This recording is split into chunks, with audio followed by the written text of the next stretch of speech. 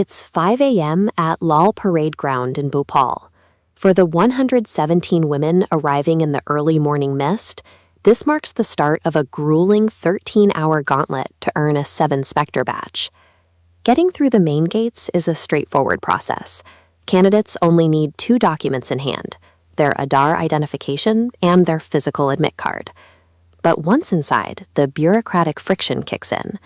Candidates are immediately funneled into designated rooms to verify their identities against a biometric fingerprint scanner. When you're processing hundreds of people, fingerprint mismatches and server lags add up quickly. This mandatory technological checkpoint inevitably causes cascading delays, often pushing the start of the physical events hours behind schedule. Eventually, the candidates step out onto the Lal Parade Ground. It's a massive outdoor facility, built to handle large-scale testing and drills. Before anyone steps onto the dirt, they are handed a blue microchip. This tracking device must be securely strapped to the runner's leg to guarantee exact timing. You can't just tie it on and hope for the best. Every single candidate walks through a strict trial protocol, passing under a specific sensor to verify their chip registers correctly. Once the hardware is verified, the candidates are split into batches of 10. They line up, the signal drops, and the 800-meter sprint begins. Physical endurance is only part of the equation here. Absolute technological synchronization is the strict, non-negotiable first hurdle of the day. The perimeter of the track is heavily surveilled. CCTV cameras are positioned exactly every 100 meters to record faults and ensure total compliance from the central control room. Despite the intense scrutiny, the environment is surprisingly supportive. Constables are stationed at 50-meter intervals, actively cheering on the runners to keep their pace up.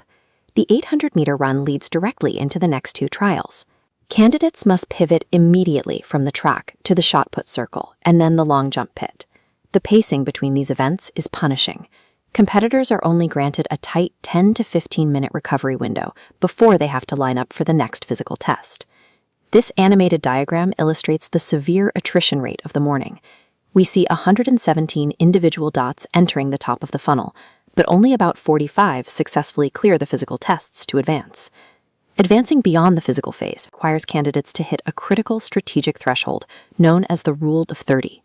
Candidates are judged on an aggregate score across the run, shot put, and long jump. If a runner scores 0 on the long jump, they aren't disqualified. Generating enough points in the run and shot put to cross 30 total marks keeps them in. This structure means candidates can strategically lean on their strongest disciplines to cover for a weak event. By late afternoon, those who crossed the 30-mark threshold leave the athletic field and enter the new police headquarters for a high-stakes administrative phase. Here, officials demand an exhaustive stack of original documents. This includes state domicile records, caste certificates, and complete high school and graduation transcripts.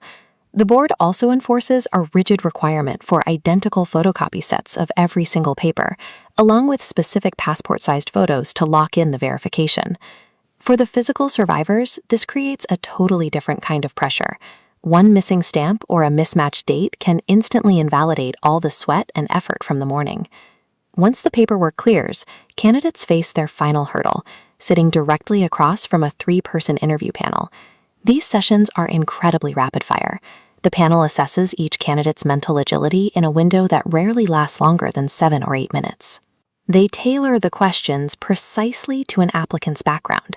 For example, a candidate from the Vidisha region might be suddenly grilled on the historical significance of the Great Stupa at Sanchi.